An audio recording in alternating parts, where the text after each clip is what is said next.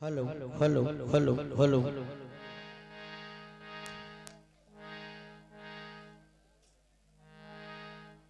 इन बच्चों को थोड़ा शांत करे। इधर देखो मेरी तरफ। ठीक से बैठो, बिल्कुल ठीक से। प्लीज साइलेंट, वरना चले जाओ, जल्दी चले जाओ यहां से। अगर कथा नहीं सुननी तो झांकी हो तब आना।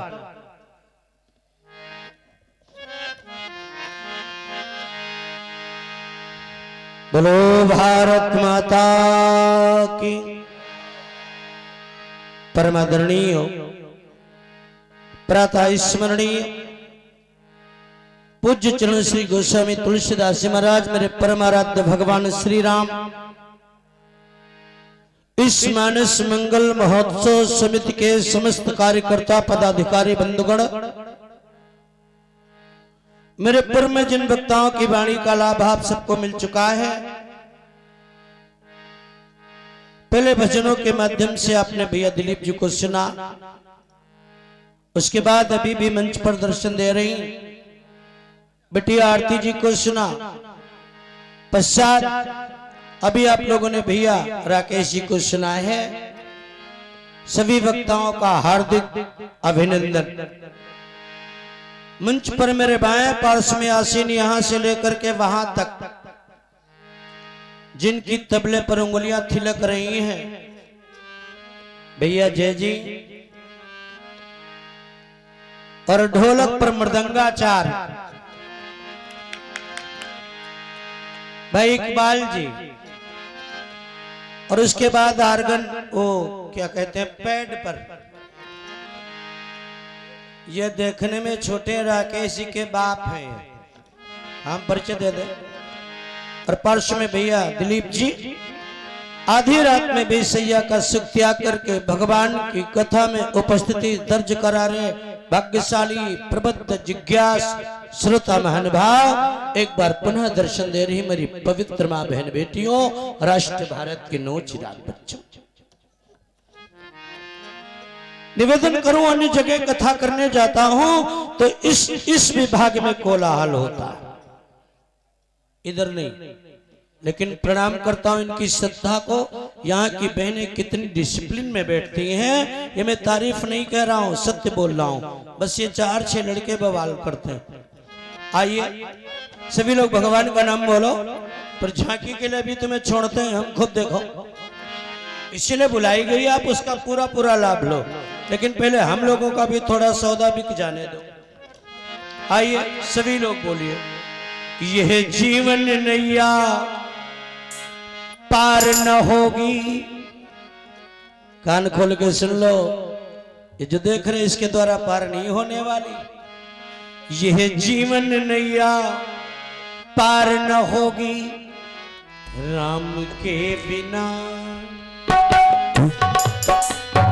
पार न होगी राम के बिना। ऐसा झांक है बनी नैया पार न होगी राम के बिना। जीवन नैया पार न होगी राम के बिना। सबका जीवन नैया पार न होगी राम के बिना। यह जीवन नैया पार न होगी राम के बिना। ये जीवन नैया पार न होगी राम के बिना। राम के बिना, सीता राम के बिना, राम के बिना सीता राम के बिना। जीवन नैया पार न होगी श्याम के बिना। जीवन नैया पार न होगी राम के बिना। जीवन नैया पार न होगी राम के। आप लोगों की आवाज सुनकर के लगता कह दूं कष्ट के लिए धन्यवाद, इससे बढ़िया कोई शब्द हो नहीं सकता।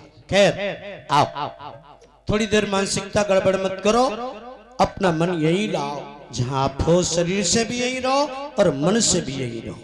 अभी आप लोगों ने बड़ी सुंदर चर्चा सुनी है। जितने लोग बैठे और बैठी हो, कथा सुन चुके हो, मैं आपको कुछ सूत्र दे दूं आपके जीवन में काम आने वाले। बस श्री रामचरितमानस में गोस्वामी बाबा ने एक चौपाई लिखी, पढ़ा होगा, अगर नहीं पढ़ा तो आज सुन लो। बाबा लिखते हैं क्या, बोले अवध पुरी रघुकुल में निराऊ। बहुत कुछ सुना।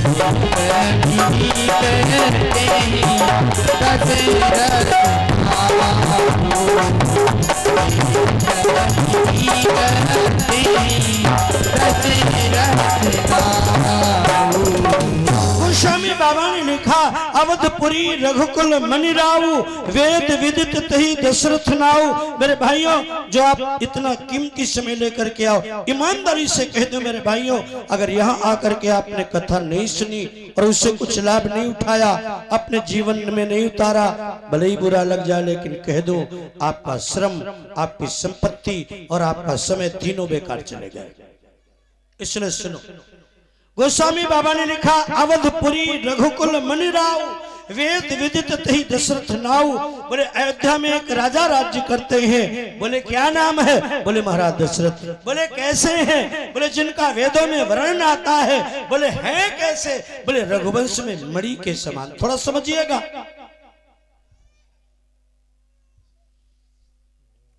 जब बच्चे लाया करो, जरूर लाया करो, तो पेड़ा ओड़ा लाया करो। है रोवे गप से मुंह में ठूस दो, सूखी सूखी कथा सुना रही उन्हें।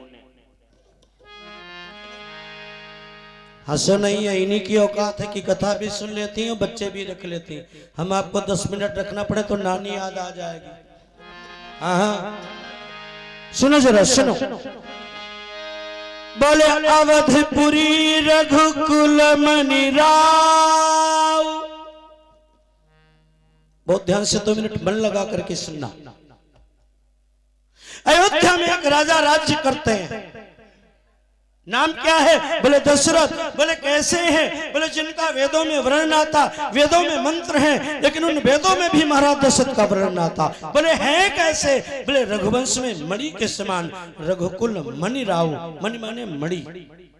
लोग कहते हैं रामायण तो हम सब जानते हैं। भाई साहब, रामायण का काखा काघा पूरे जीवन में आ जाए, ये भगवान की बड़ी कृपा है, बड़ी कृपा है। रघुकुल में मणि के समान गोस्वामी बाबा ने लिखा है, अयोध्या में एक राजा राज्य करते हैं, जिनका वेदों में वर्णन आता है कैसे? बोले रघुवंश में ए मणि के समान। ध्यान से सुनना, पहले क्षत्रियों का केवल एक वंश था, जिसका नाम था इक्ष्वाक वंश। फिर इस वंश का नाम पड़ा सूर्यवंश। इधर देखो। और फिर इस कुल में कितने प्रतापी राजा हुए, आपने उनका नाम सुना होगा, महाराज रघु। जिन महाराज रघु के नाम पर इस कुल का नाम पड़ा रघुवंश। महाराज रघु ने एक यज्ञ किया। बहुत यज्ञ आपने सुने भी होंगे, देखे भी होंगे। विष्णु महायज्ञ, रुद्र महायज्ञ, गायत्री महायज्ञ, सचंडी महायज्ञ, अश्वमेध यज्ञ, राजसूय यज्ञ, लेकिन पुत्रेष्ठ यज्ञ, धनुष यज्ञ। लेकिन महाराज रघु ने जो यज्ञ किया, वो दोबारा किसी ने कर ही नहीं पाया। इस यज्ञ का नाम था विश्वजित यज्ञ। सुनो,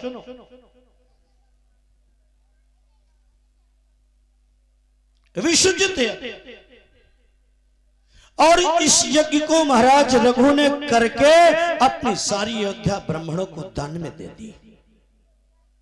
सारी अयोध्या, केवल अयोध्या नहीं दान में दे दी, भाई साहब अपनी पत्नियों को भी दान में दे दिया।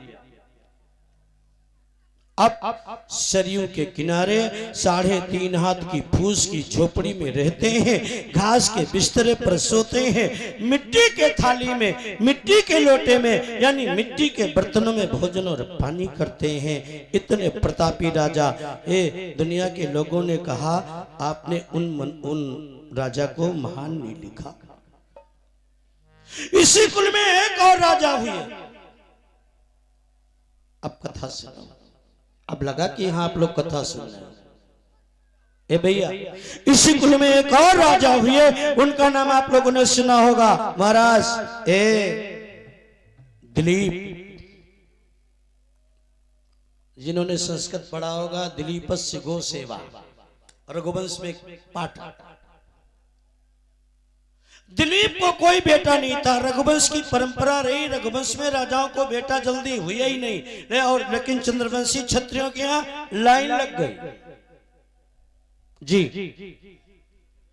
गुरु वशिष्ठ जी के पास के, गुरुदेव कोई पुत्र नहीं है, क्या करूं? बोले तुम नंदिनी नाम के गाय की सेवा करो। आप तो गाय की सबसे बड़ी दुर्दशा है भैया। इनके बीच में कोई बड़ा बैठ जाओ, एक आदमी कोई बड़ा बैठ जाओ, इनकी क्वालिटी देखो पहले। हाँ, कोई बड़ा बैठ जाए, या तो इनको अलग अलग कर दो तो कथा करे। ये कोई कैसेट नहीं लगा है भाई साहब, कैसेट नहीं कि दाब दो बस बजता रहे ना। हम उस कोटि की कथा व्यास नहीं है। कथा की सभा कैसी हो? बोले पिन ड्रॉप साइलेंट।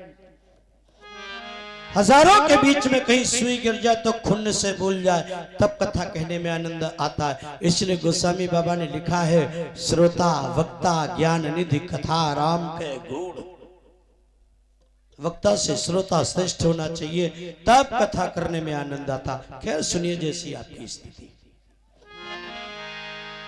बोले महाराज नंदिनी नाम के गाय की सेवा करो।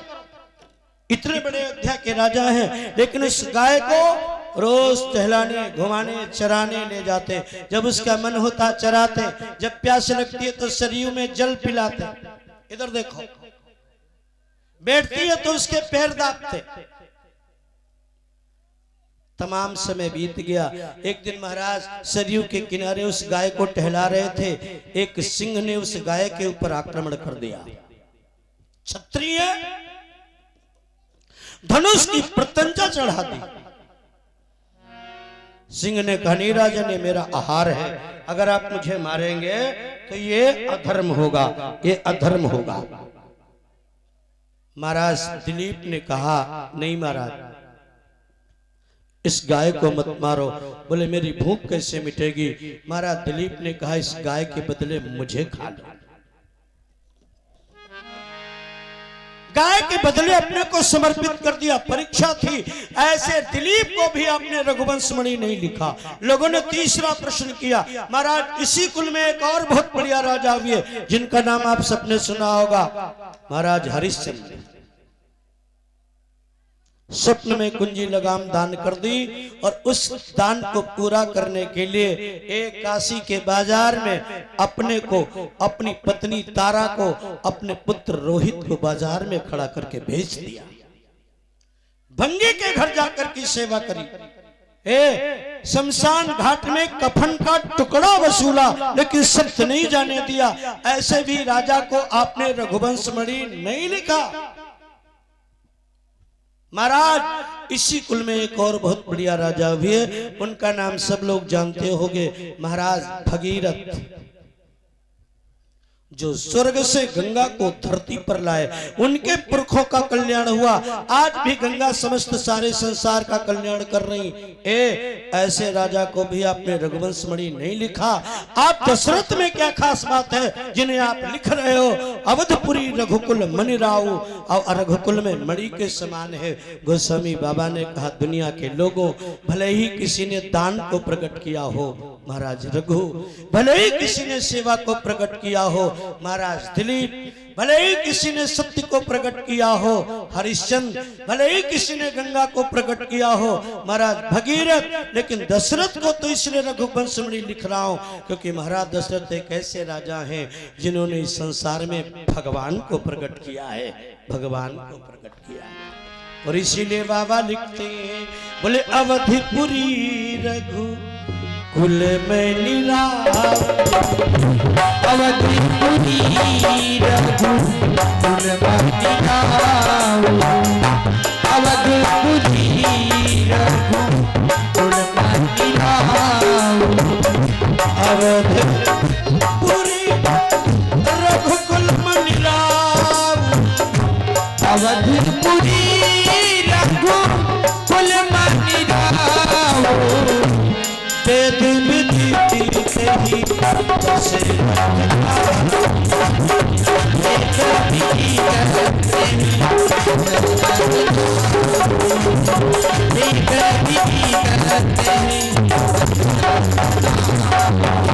महाराज ऐसे राजा है दशरथ जो रघुवंश में मणि के समान है, जिनका वेदों में भी वर्णन आता। अभी आपने सुना, ए भैया जरा मन से सुन लो, महाराज दशरथ के पास पैसा कितना है। आज लोग पैसे पर बहुत इतराते हैं, पैसा जरूरी है, पैसा नहीं होगा तो बस का कंडक्टर कान पकड़ के नीचे उतार देगा, चलो। लेकिन सब कुछ पैसा नहीं है,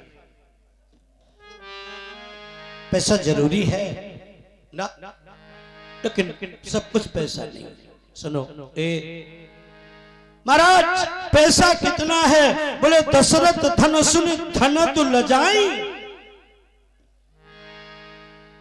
महाराज दशरथ के पास इतना पैसा है जिस पैसे को केवल सुन करके देवताओं का खजांची का नाम है कुबेर, कुबेर भी शर्माता है। एक उदाहरण दे करके बताऊं, सुनो जरा। महाराज दशरथ के पास वैसे भी बहुत पैसा है, लेकिन चारों बेटों के विवाह में महाराज जनक ने इतना दहेज दिया है, हीरा जवाहरात पन्ना पुखराज मणिया, अयोध्या में कहीं रखने की जगह नहीं रही। सुनो मैं गप नहीं यहाँ कराऊं, इसका पता लगाना।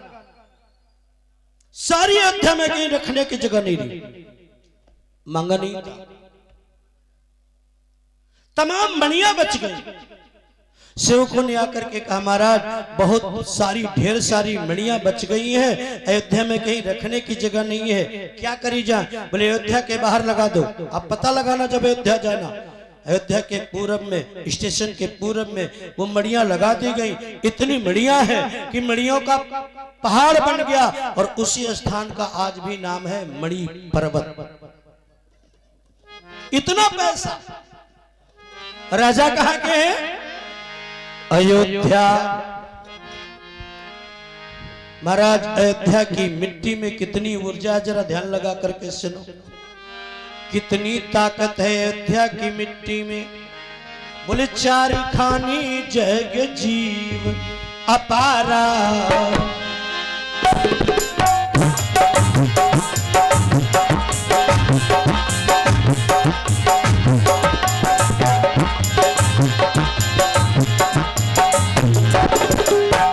चारि खानी जग जीव अपारा, चारि खानी जग जीव अपारा, अवध तजे तनु नहीं संसारा।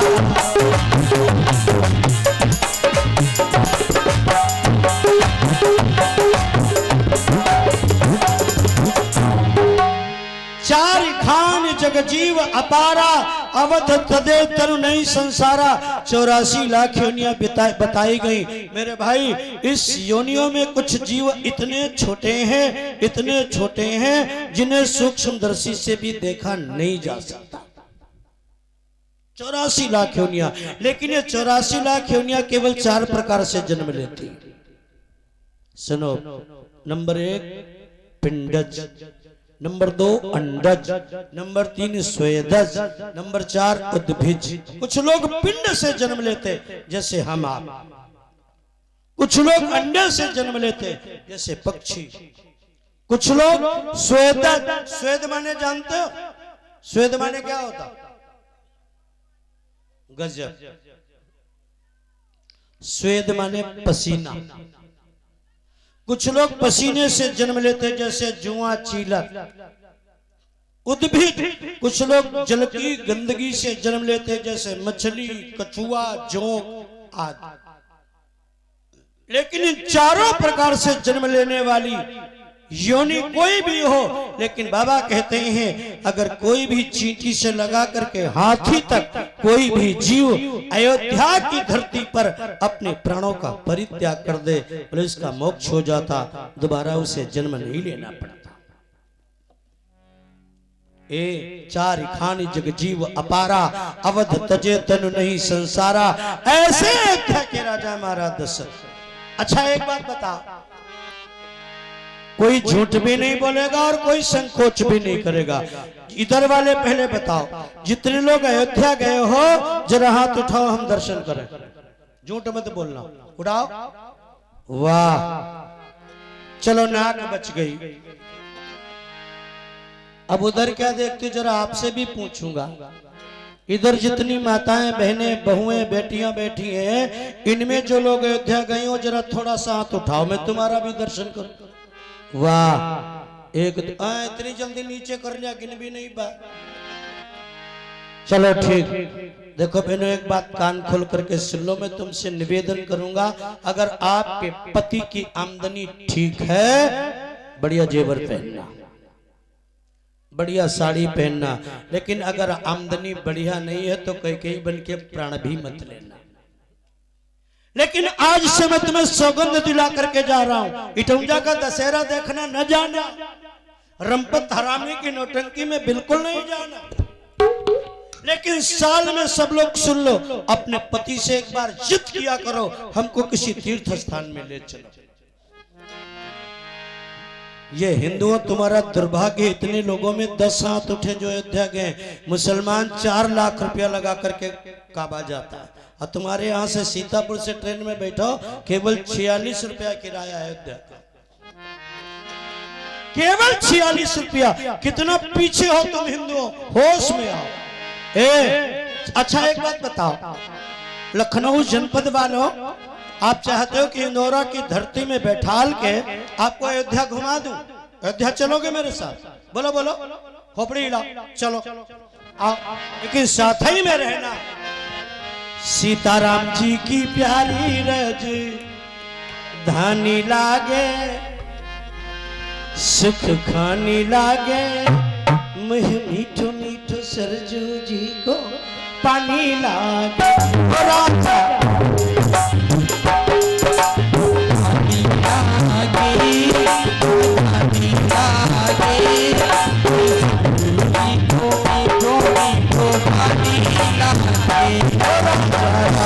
जी की प्यारी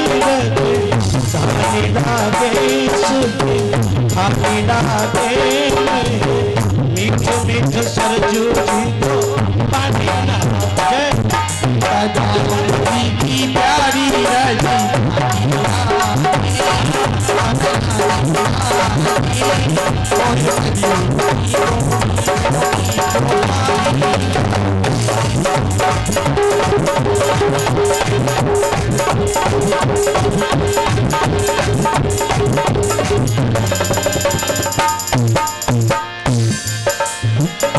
जो लोग अयोध्या गए हैं जरा मन बढ़ाओ मेरे साथ, मैं आपको अयोध्या पहुंचा रहा हूं। छोटी छावनी रंग महल, हनुमान गढ़ी अति न्यारी, हनुमान गढ़ी अति न्यारी। छोटी छावनी रंग महल, हनुमान गढ़ी अति प्यारी, हनुमान गढ़ी अति प्यारी। छोटी छावनी रंग महल, हनुमान गढ़ी अति न्यारी, हनुमान गढ़ी कनक भवन के बीच विराज, दुनिया के असुरारी, उनकी तो तुमरी रसीली प्यारी। पानी राधे सुखी, खानी राधे मोहे, मीठो मीठो सरजू को पानी राधे।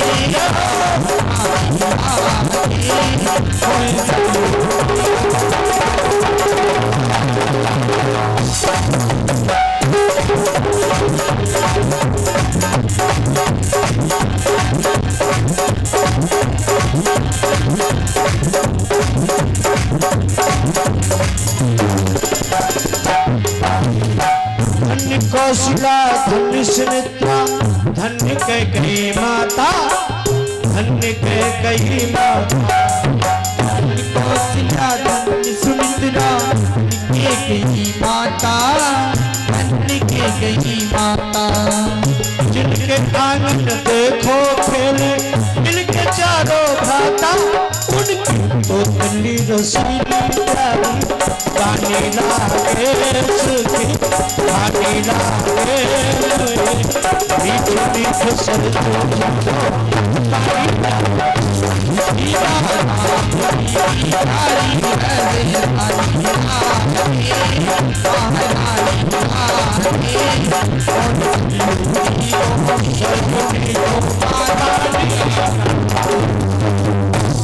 महाराज चार खानी जग जीव अपारा अवध तजे तनु नहीं संसारा पैसा कितना कुबेर शर्माता है राजा कहाँ के अयोध्या के और सुनो मेरे भाई जीवन में गुरु कितना बढ़िया मिला आज तो गुरु और शिष्य का रिश्ता ही बिगड़ गया जी गुरु कितना बढ़िया मिला है जिसे ब्रह्मा की कलम में कलम लगाने का पावर है बोले सो गोसाई विधि गति जही छे की सकई को तारी टेक जो टेक इतना बढ़िया गुरु मिला इतना पैसा है अयोध्या के राजा और जरा कान खोल करके सुन लो प्रतिष्ठा महाराज दशरथ की कितनी है मृत्यु लोक में नहीं जब देवलोक में जाते हैं तो देवताओं का राजा इंद्र सिंहासन छोड़ देता है अगवानी करता है और अपने सिंहासन पर महाराज दशरथ को बैठाता है अरे भाई साहब इस स्वर्ग हमारा आपका है महाराज दशरथ ने देवासुर संग्राम में सारे राक्षसों को हरा करके स्वर्ग पर विजय प्राप्त करके देवताओं को दान में दे दिया ये हमारे आपके पुरखों का इतिहास है और तुम कहां जा रहे हो बाबा लिखते हैं क्या बोले आगे हुई जही सुरपति ले अर्ध सिंहासन आसन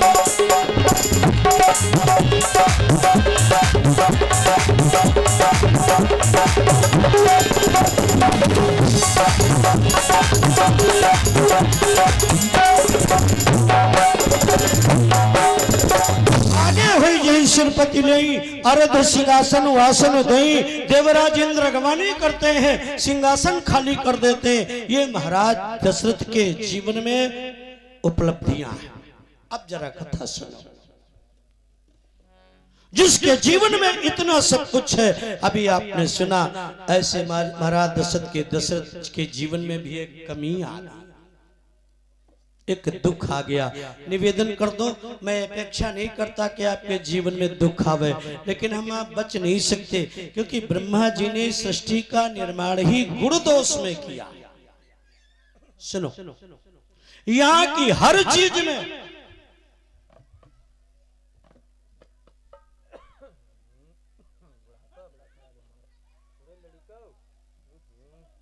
ए बेटा तुम तो यार बुढ़े लग रहे हो इन लोगों के बीच में है चलो सुनो सुनो इधर देखो इधर देखो इधर देखो आप लोग मैं निवेदन कर रहा था भैया सुनो इस सारे संसार को इस सृष्टि के निर्माण को ही ब्रह्मा जी ने गुण दोष में बनाया संसार की हर चीज में गुण है हर चीज में दोष है अच्छा बताओ भोजन में गुण है कि नहीं भोजन नहीं करोगे मर जाओगे कि नहीं चाहे तुम हो चाहे और किसी दिन भोजन ज्यादा हो जाए तब भी है?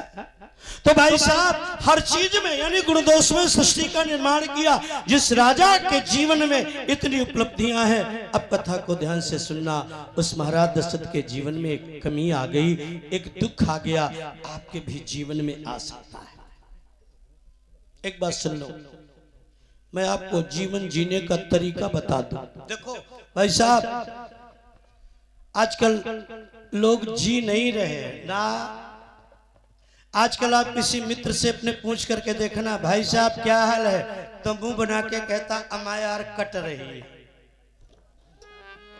ये जिंदगी काटने के लिए मिली है वो काट रहे हैं कुछ लोग गांजा से कुछ भांग से और कुछ नरसंहार खा के काट ये जिंदगी जीने के लिए मिली भाई साहब, काटने के लिए नहीं। ये सच बात है, आज लोगों के पास पैसे की कमी नहीं है।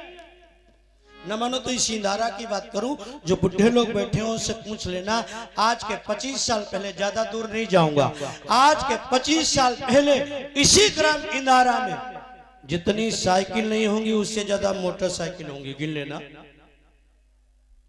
और 25 साल पहले जितनी मोटरसाइकिल नहीं होंगी उससे ज्यादा 4 पहिया वाले वाहन होंगे। ऐसा कोई घर नहीं होगा जिसमें double bed set, TV set, lemon set, T set न मिले, सब घर में।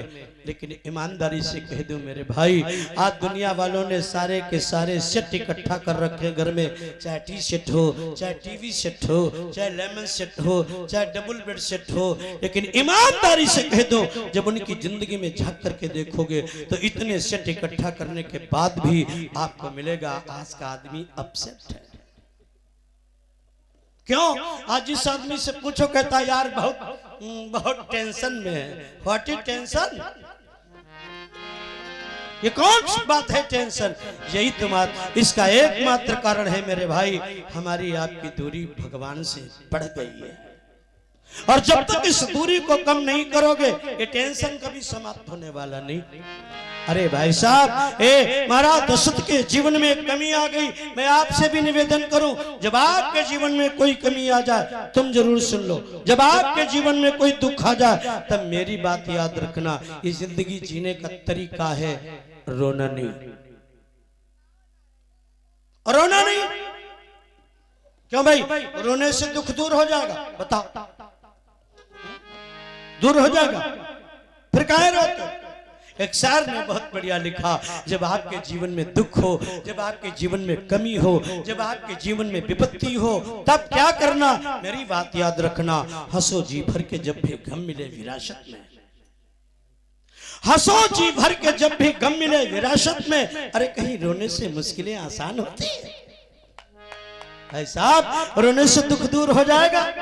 अगर जिंदगी जीना चाहते हो तो सुन लो इस कथा के ये यही सिखाया जाएगा इसी पंडाल के नीचे। भाई साहब, रंपत हरामी की नौटंकी और झांकी में नहीं मिलेगा, वहां टाइम पास कर सकते। आज दुनिया के लोगों ने आवाज लगाई, मैंने एक ऐसी बम बनाई है गिरा दूं दुनिया नष्ट हो जाए, होने लगी है। मैंने कहा कोई ऐसा बम बना के दिखाओ जो सास बहू में प्रेम पैदा कर दे। कोई ऐसा बम बना के दिखाओ भाई भाई में प्रेम पैदा हो जाए। कोई ऐसा बम बना के दिखाओ देवरानी जिठानी को बड़ी बहन माने और जिठानी देवरानी को छोटी बहन का दर्जा दे। कोई ऐसा बम बना के दिखाओ ननद भाभी को माँ का दर्जा दे और भाभी अपनी ननद को बेटी का दर्जा दे। ऐसा कोई बम बना के दिखाओ। नहीं भाई साहब, मैं कह दिया करता हूं, कहीं कल कारखानों में हथियार बनते हैं। ध्यान से सुनना, कहीं कल कारखानों में बड़े हथियार बनते हैं, कहीं माली की मेहनत से शुगर उद्यान बनते हैं। जमाने को मेरा पैगाम दे देना, अरे लोगों, यही वो पाठशाला है जहां इंसान बनते हैं। यही वो पाठशाला है जहां इंसान बनते हैं। इंसानियत का पाठ आपको यहीं पढ़ाया जाएगा, यहीं पढ़ाया जाएगा। और अगर जिंदगी में मस्ती में जीना चाहती हो तो हमारी बात मान के जाओ। क्या? अरे जीवन संगीत है, स्वर सजाते चलो, मुस्कुराते चलो, मुस्कुराते चलो, चलो मुस्कुराते चलो, मुस्कुराते चलो, मुस्कुराते चलो। जीवन संगीत है, जीवन संगीत है, सजाते चलो, मुस्कुराते चलो, मुस्कुराते, मुस्कुराते चलो, मुस्कुराते चलो, मुस्कुराते चलो, मुस्कुराते। जीवन संगीत है, स्वर सजाते चलो, मुस्कुराते चलो। जीवन जीने का अगर आपको दुख में भी विपत्ति में भी मुस्कुराना आ गया, मेरे भाइयों, मेरी बहनों, मेरी माताओं, मेरी बच्चियों, समझ लो तुम्हें जीने का तरीका आ गया। वरना जी नहीं रहे हो, काट रहे हो। ए भैया मैं कह रहा था जब आपके जीवन इस कथा से सीख ले जाओ। कथा माने गाना बजाना थोड़ा यार। जब आपके जीवन में कमी आ जाए, दुख आ जाए, विपत्ति आ जाए, रोना नहीं। आपका प्रश्न हो सकता भैया सर जी दुख आ जाए और बगैर रोए मन न माने तो गांव वालों के आगे कतई मत रोना। ये गांव वाले तुम्हारा दुख दूर कर देंगे क्यों भाई? अरे सुनिए ठिलई है लोग सब बांट न ले हैं कोई। ए भाई साहब ये संसार है, ध्यान से सुनना, यहाँ सब दुखी है। और भाई साहब जो स्वयं दुखी है वो तुम्हारा दुख क्या दूर करेगा? सामने मुंह बना के कहेंगे गांव वाले हाँ यार बड़े दुखी हो, लेकिन जब तुम्हारे पीठ के पीछे होंगे तो ताली बजा के हंसेंगे, रो रहा है बड़ा मजा आ रहा।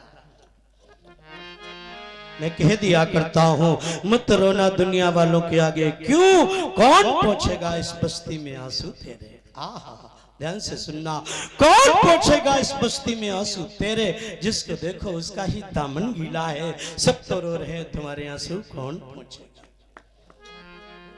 आप कह सकते हो न अकेले में रोवे न दुनिया वालों के आगे रोवे, अगर फिर भी बगैर रोए मन न माने तो कहां रोवे, भगवान के आगे रो देना। आप कहोगे न मिले किसी साधु के आगे रो देना, कह दो वो भी न मिले तो भाई साहब अपने गुरु के आगे रो देना।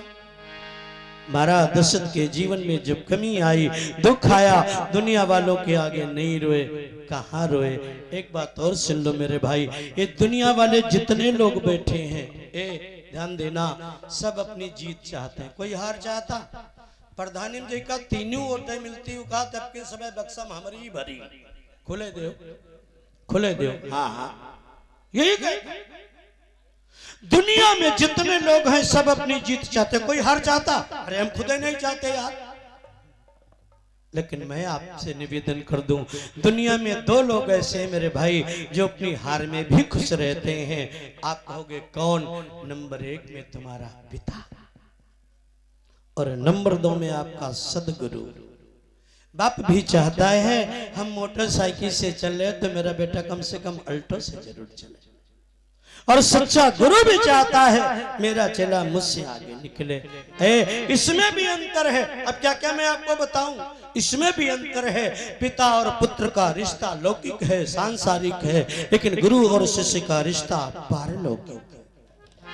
महाराज दशरथ के जीवन में जब कमी आई, ए भैया दुख आया, बेटा नहीं हुआ, दुनिया वालों के आगे नहीं रोए। आपने सुना है कहाँ रोए? बोले गुरु गृह तुरत गयो बही पाला, गुरु गृह तुरत गयो बही पाला, गुरु गृह तुरत गयो बही पाला, गुरु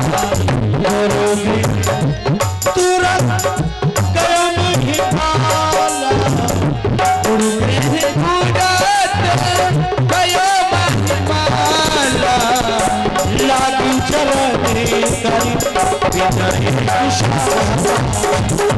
लागी चलने करी